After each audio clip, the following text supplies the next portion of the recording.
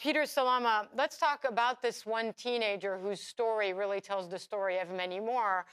Ali, a 16-year-old, died of starvation. What did the UNICEF workers you spoke to tell you they witnessed? Well, basically, they witnessed in this makeshift hospital, which is the only functional health facility today in Madaya, with two exhausted doctors. They found in one bed two teenagers. They saw that one of them was looking particularly weak. They took his pulse and realized he was in his last breaths. They tried to resuscitate him, but unfortunately, he was too late stage in terms of his severe malnutrition, and he passed away in front of his mother and the UNICEF staff members there. And this makeshift hospital, and it is a makeshift hospital, only has two working doctors, correct? That's right, and those doctors are exhausted. They've lost a lot of weight themselves. They were really working with very few medicines, very little medical equipment. So we were able, on these convoys that got in yesterday and a few days ago this week, to resupply them, to ensure they had the commodities, the essential medicines, to begin to treat these very complicated cases. And we have a new video coming from UNICEF, in fact, Peter Salama, showing aid workers tending to a young boy being treated. And I want to tell our viewers it's a bit disturbing to see, but this is video we haven't seen before. And clearly this is a young boy who's emaciated, who appears to be having health issues as well. Tell us more about what else the people you spoke to saw in Madaya. Well, the people that our teams came into contact in Madaya, they're exhausted, Hala. They're weary. They were waiting quietly, desperately in the rain for food. The mothers were begging, really, that we would save their children's lives. And as you mentioned earlier, the quick surveys we were able to do to assess the levels of malnutrition showed a very serious problem. The majority of kids we were able to see were in fact malnourished.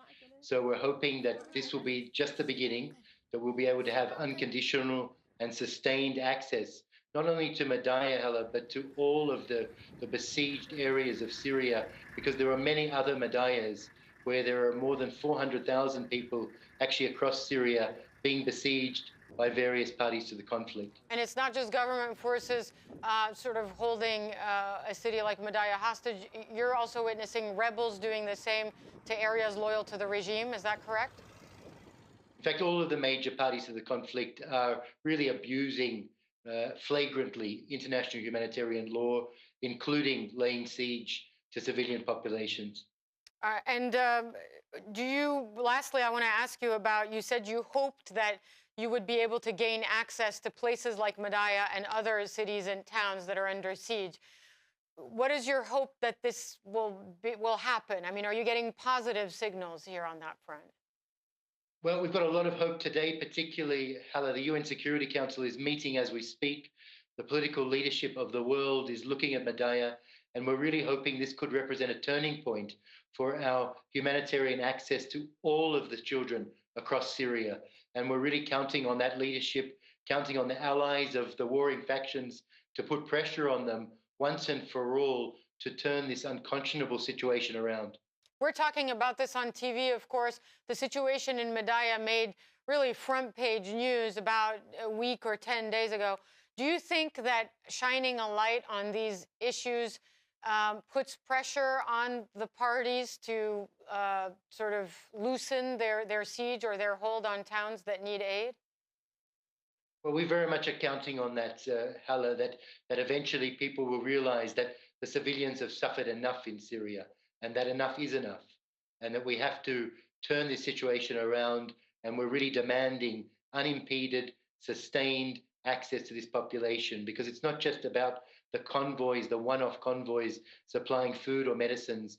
We need to be able to get in there, do proper health and nutrition assessments, train local staff to be able to deal with these cases of malnutrition, and really be able to monitor the goods and services that are going into these besieged areas. All right, Peter.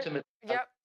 Go ahead. Ultimately, the only thing that will solve this problem is a political solution to the crisis in Syria. All right, Peter Salama joining us from Amman, Jordan, the UNICEF Regional Director, for more on Madaya and many other places across Syria, also in similar situations.